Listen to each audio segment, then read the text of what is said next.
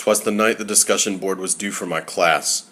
I had to think of something to say really fast. The kids were all tucked in their beds. Finally. Now what am I going to say? Let me see. Good evening.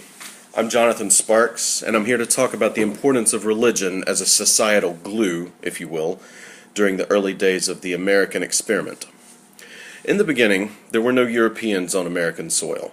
Religious wars and turf wars, fanned by religious divisions, were raging as they had since the Crusades had ended. The discovery of a new continent provided opportunities for everybody. For the rich and powerful, there was a chance to increase their wealth by exploiting the resources available. Coffers could be replenished, territory could be claimed, and enemies could be outflanked. For the poorer and weaker, there was a chance to escape from their station and make a new start in a new place where nature's laws were still the only ones in effect. God could be worshipped according to each person's preference. Families could grow and thrive without fear of conscription and pointless wars, and prosperity could be theirs if they were willing to take it. As the European nations carved up the new lands according to their own political interests, settlers began to stream out of their homelands and into the new territories. In the case of the American colonies, the larger part of these settlers came from poorer backgrounds and were seeking permanent residence here for opportunities to worship and work as their conscience led them. It must be pointed out that this was not a homogeneous group. Germans, Dutch, English, and Scots were the dominant groups to arrive on the virgin shores of North America. They had different languages, heritage, cultures, but on the broader religious points, they could agree in spite of the various small differences in each group's doctrines.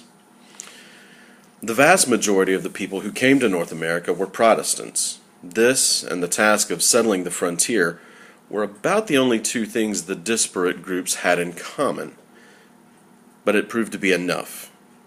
In his first volume of Democracy in America, Alexis de Tocqueville was very upbeat about Christianity's influence, pointing out its regulatory effectiveness beyond what statutes were capable of achieving. The importance of Christianity in a free society as a regulator against wanton misbehavior has been acknowledged by many throughout the years and was fully understood by the Founding Fathers. In Tocqueville's second volume of Democracy in America, he examines the struggle between personal freedom and religious conviction that would ultimately play out the next 200 years.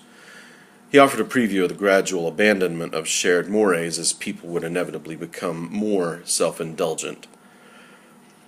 Nevertheless, in the colonial period, shared religious values constituted what amounted to a civil religion shared by the general population.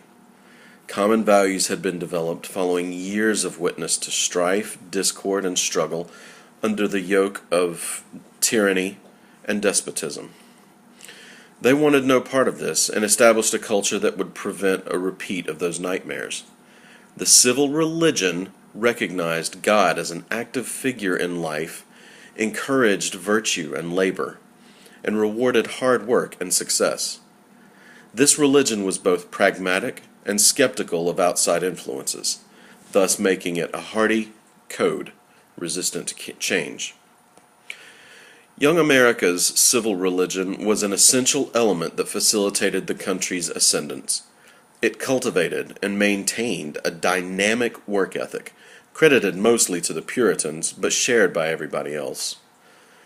This ethos drove industry and commerce at a pace that could not be regulated in the ways of the old world. Free market capitalism was the only way to go.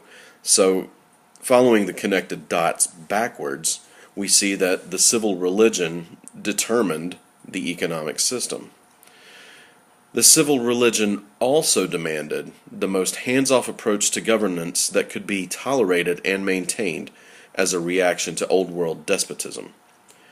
They yearned for a free society and would govern themselves in accordance with God's law without coercion from the state. Virtues were upheld, and transgressors were dealt with swiftly and firmly, if not lovingly.